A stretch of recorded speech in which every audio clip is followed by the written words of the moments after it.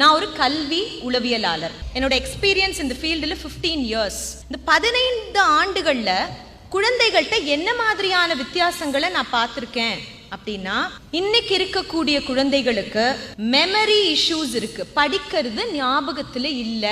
நம்ம எல்லாம் சின்ன வயசுல ஸ்கூல் படிக்கும் போது தினம் தினம் படிச்சோமா?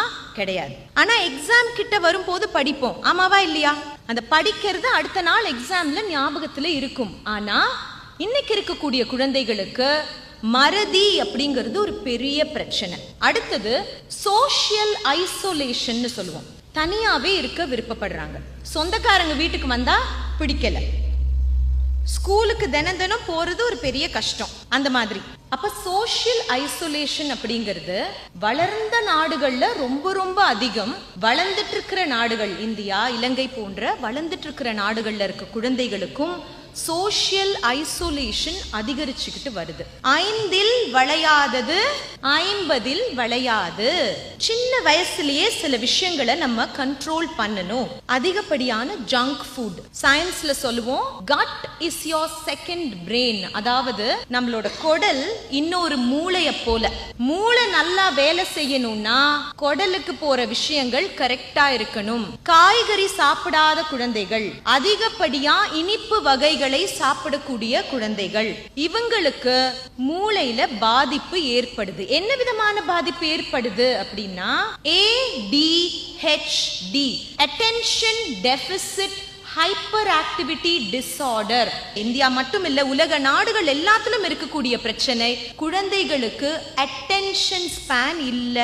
ஏன் இல்ல? ஒரு 20-30 வருடங்களுக்கு முன்னாடி குழந்தைகள் பார்க்கக்கூடிய கார்ட்டூன்ஸ் ஸ்லோவா இருந்தது. அவ்வளவு கலர்ஸ் அதுல இல்ல. ஆனால் இன்னைக்கு குழந்தைகள் பார்க்கக்கூடிய என்டர்டெயின்மெண்ட் ரொம்ப ரொம்ப கலர்ஃபுல், ஃபிளாஷி, கிங்கி பிங்கி கிங்கி பிங்கி கிங்கி பிங்கி கிங்கி பிங்கி. அதுக்கு பிறகு அவங்க பார்க்கக்கூடிய டிக்டாக் ரீல்ஸ், யூடியூப் ஷார்ட்ஸ், இது அவ்வளவுமே 30 செகண்ட், 45 செகண்ட், ஒரு நிமிஷம். அடுத்தது அடுத்தது அடுத்தது அடுத்தது. அப்ப இந்த மாதிரி அடுத்தது அடுத்தது அடுத்ததுன்னு பார்த்து பழகிய குழந்தைகளுக்கு அரை மணி நேரம் 40 நிமிடம் ஒரு வகுப்புல உட்கார முடியாது. உங்களால ஒரு நிமிஷத்துல பாடம் நடத்த முடியுமா? முடியாது. குழந்தையோட மூளை எப்படி இருக்கும்?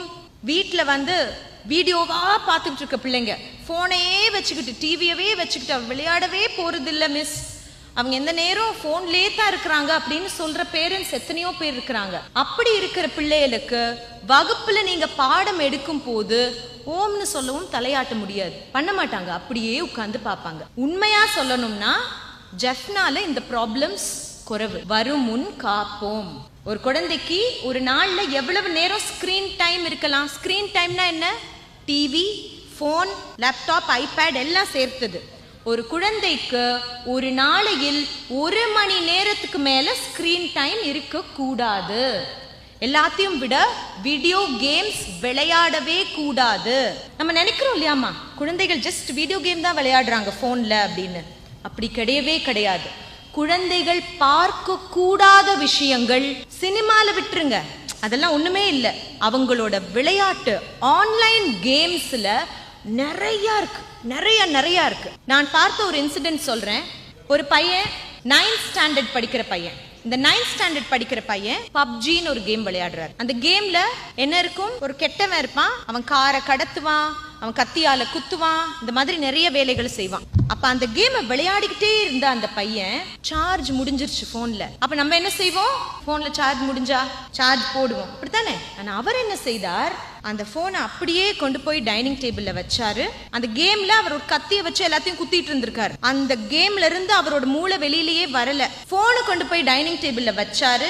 டைனிங் டேபிள்ல இருந்த கத்தி எடுத்தாரு, அவங்க அம்மாவை போய் குத்திட்டாரு. அவங்க அம்மா இறந்து போனாங்க. இது கேரளால நடந்த ஒரு இன்சிடென்ட். வீடியோ கேம்ஸ் நம்ம நினைக்கிற மாதிரி கிடையாது. ஒரு கேமுக்கு ஒரு குழந்தையை எந்த இடத்துல ஜெயிக்க விடணும், எந்த இடத்துல தோக்க விடணும், என்ன செய்தால் இந்த கேம் அடிக்ஷனா மாறும்னு இந்த கேமிங் கம்பெனிஸ்க்கு தெரியும். Very large companies.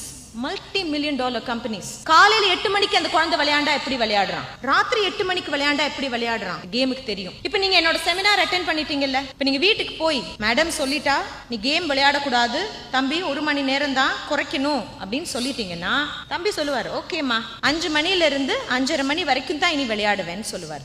அந்த 5 மணி டு 5:30 மணி தான் விளையாடுறாருங்கிறதையும் அந்த கேம் நோட் பண்ணிட்டே வரும். டெய்லி வேணா 5 மணிக்கு விளையாடுறான், 5:30 மணிக்கு கட் பண்ணிடுறான். சரியா ஒரு 10வது நாள் கரெக்டா 5:25க்கு அவருக்கு ஒரு வெப்பனை கொடுக்கும், அவருக்கு ஒரு ஸ்பெஷல் பவரை கொடுக்கும். அப்ப அவர் என்ன செய்வார், அம்மா ப்ளீஸ்மா இந்த பவருக்கு தான் நான் ஆசைப்பட்டேன், ப்ளீஸ் ப்ளீஸ் ஒரு 15 மினிட்ஸ் 20 மினிட்ஸ் விளையாடுறேம்மா ப்ளீஸ் ப்ளீஸ் ப்ளீஸ்.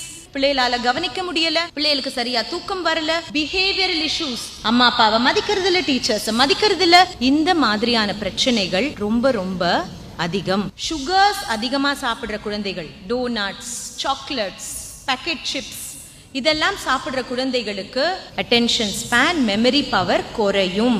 அதிகமா அவங்க ரொம்ப ஆக்டிவா இருப்பாங்க, ஹைப்பர் ஆக்டிவா இருப்பாங்க, நம்மளால அவங்கள ஹேண்டில் பண்ண முடியாது.